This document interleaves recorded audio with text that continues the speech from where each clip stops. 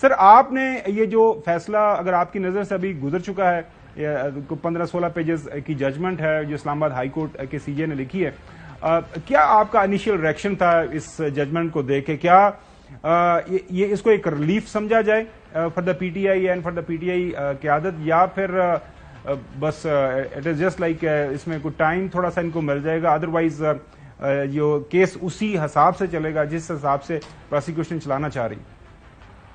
میرا خیال ہے جی کیس اسی حساب سے چلے گا جس حساب سے پروسیکیوشن چلانا چاہ رہی ہے, اور یہ جو آج کی ججمنٹ ہے اگر یہ نہ بھی دی جاتی تو اس سے کوئی فرق نہیں پڑتا تھا, بیکاز اس ججمنٹ کو پڑھ کر میں ذاتی طور پر کچھ اس میں کافی سارے نکات ہیں جن کو سمجھ نہیں سکا. سب سے پہلے ون بائی ون لے لیتے ہیں. سب سے پہلے تو میں جو فیس بک پوسٹ والی بات ہے, جب ایک فیس بک پوسٹ کا اکاؤنٹ ڈٹرمن ہو گیا کہ اس شخص کا ہے, اور اس کی طرف سے یہ کہنا کہ جی یہ پوسٹ میں نے نہیں لگائی تو لہٰذا اس کے اوپر تفتیش کریں کیا یہی فیسلٹی ایک عام شخص کو اویلیبل ہے. اگر میرے اکاؤنٹ سے لیٹ سے غلام حسین صاحب کے بارے میں کوئی بات لکھ دی جائے, مجھے تو صبح ایف آئی اے اٹھا کے لے جائے گی, اور یہ بات بعد میں پروف کروں گا کہ میرے اکاؤنٹ سے پوسٹ کیسے لگی. سملرلی اگر کوئی نازیبہ چیز لگ جائے تب بھی یہی لا اپلائی کرتا ہے, جو ایٹ لیسٹ میں نے اپنی پریکٹس میں دیکھا ہے. تو یہ جج صاحب کو یہ کہنا, ویسے تو یہ جسے کہتے ہیں رسپانس جج صاحب کا ہی بڑا ایک بھونڈی دلیل ہے کہ جی میں اپنے اکاؤنٹ کو استعمال نہیں کر رہا, یا میرے اکاؤنٹ پہ یہ پوسٹ میں نے نہیں لگائی, اور اس پر ایف آئی اے کا آگے سے رسپانس کہ جی یہ بالکل ٹھیک کہہ رہے ہیں. اور اب چونکہ عامر فاروق صاحب نے اچھا کیا کہ اس کو دوبارہ انویسٹیگیٹ ہونے کے لیے ایگزیکٹلی وہ ایف آئی اے کو بول دیا گیا ہے کہ یہ ڈٹرمن کریں کہ وہ جو پوسٹ ان کی فیس بک پہ کی گئی وہ کس نے کی, اگر انہوں نے خود نہیں کی اس حوالے سے مزید جو بھی آپ نے انویسٹیگیشن کرنی ہے. اور میرے خیال میں وہ جو ہے ظاہر ہے وہ پیرا 18 کے اندر جو چیز ہمیں سمجھ آئی ہے کہ اب فیس بک کو بھی شامل کیا جائے گا. فیس بک کو میرے خیال میں ای میل کی جا سکتی ہے, اور وہاں سے اسکرین پہ ناظرین آپ دیکھ سکتے ہیں, اور وہاں سے بھی یہ کچھ شواہد منگائے جا سکتے ہیں. تو میرے خیال میں یہ معاملہ بھی حل ہو جائے گا ظاہر ہے مزید جب تحقیق ہوگی تو. جی میں ایک ایڈ کر دوں, یہ جو prevention of electronic crimes act ہے, اس میں جب ہم کبھی فیس بک کے خلاف کمپلینٹ کرتے ہیں تو فوراً میجسٹریٹ جو ہے وہ پرمیشن دیتا ہے اور 24 گھنٹے کے اندر اندر رپورٹ آ جاتی ہے. اٹ از ویری انٹرسٹنگ کہ اس کیس میں ابھی تک وہ رپورٹ نہیں مانگی گئی کہ کیا یہ پوسٹ اس اکاؤنٹ سے ہوئی ہے کہ نہیں ہوئی. دیٹ از انف. اس کے بعد یہ کہنا کہ جی میں نے نہیں کی, میرے بچے نے کی, کسی اور نے کی, دیٹ از امٹیریل. اب آتے ہیں بائس کی بات پر. جو ایلیگیشن آف بائس ہے اس کے بارے میں بالکل ججمنٹ کی بات ٹھیک ہے کہ it has to be a substantial allegation, 100% آپ پروو کرنے میں کامیاب ہو جائیں کہ جی یہ ایلیگیشن آف بائس ایگزسٹ کرتی ہے.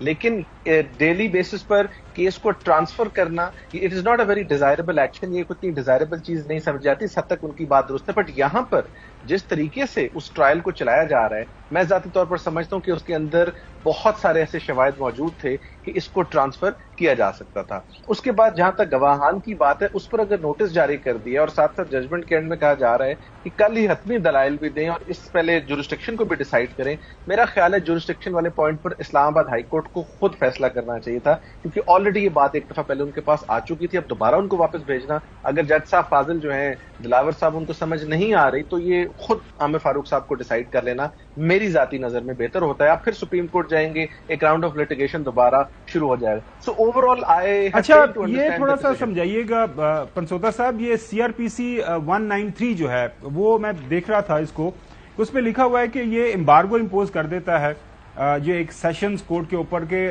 اس طرح کے جو کیسز چل رہے ہیں وہ پہلے میجسٹریٹ کے سامنے وہ سارے الزامات رکھے جانا, ان کی اسکروٹنی ہونا ضروری ہے.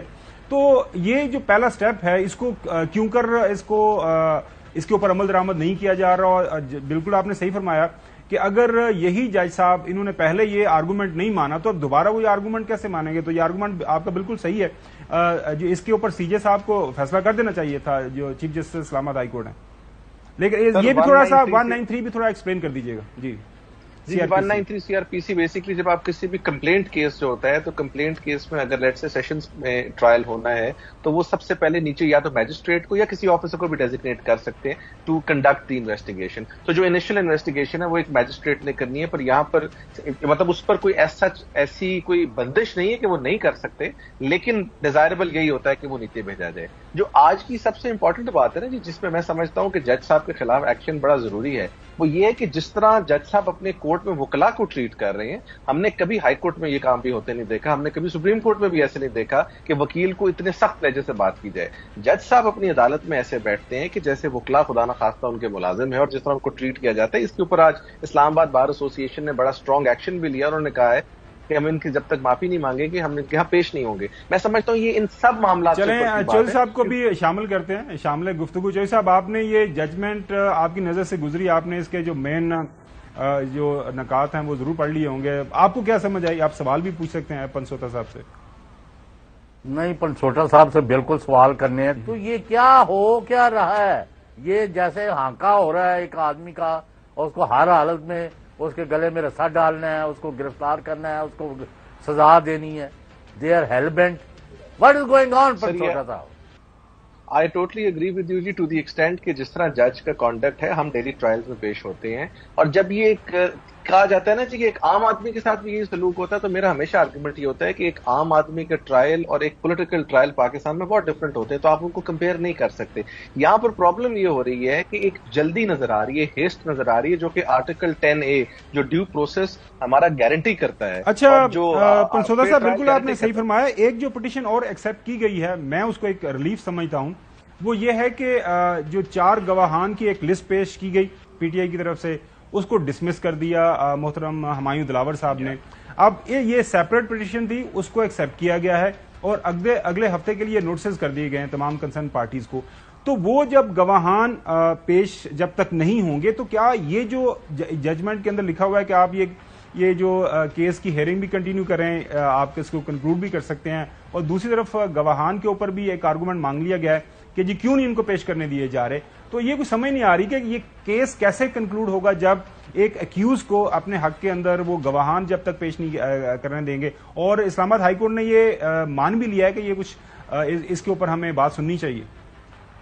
یہ آپ درست کہہ رہے ہیں جی. یہ جب پہلے آپ کی بات کا جواب دے رہا تھا تب میں نے یہی بات کی تھی کہ جو اس پہ نوٹس ایشو کیا, فرض کریں ادھر یہ فائنل آرگومنٹس کنکلوڈ کر کے خدا نخواستہ یا ادھر وے ڈیسائیڈ کر دیتے ہیں کیس, اور وہاں وہ ہفتے بعد عامر فاروق صاحب سن کے کہتے ہیں کہ نہیں گواہان کو سن لیں, تو اٹ ڈزنٹ میک سینس. دوسری بات یہ ہے کہ جو سیکشن 342 ہے, جو 342 کا ملزم کا بیان ہوتا ہے, وہ اس کا انٹائر ڈیفنس ہے. اب 342 کے بیان میں اگر وہ گواہان پروڈیوس کرنا چاہ رہا ہے, اور کچھ گواہان ایسے ہیں جو کہ وہ سمجھتا ہے کہ تھرو عدالت آئیں گے, ان کی فرض کریں وہ فہرست بھی دیتے ہیں یا پرائیویٹ وٹنسز کی فہرست بھی دیتے ہیں, تو آپ نے ایک کرمنل ٹرائل کا تقاضا ہے, فیئر ٹرائل کا تقاضا ہے کہ تمام گواہان کو سن کے, اگر آپ کو پرانی فلموں کے سینز یاد ہوں تو گواہان کی بیانات کے مطابق فلاں فلاں کے مطابق عدالت اس نتیجے پر پہنچتی ہے. یہاں تو گواہوں کے بیانات ہی موجود نہیں ہیں, تو عدالت کس نتیجے پر پہنچے؟ جی میں سمجھتا ہوں کہ تھوڑا سا تسلی سے کر لیں.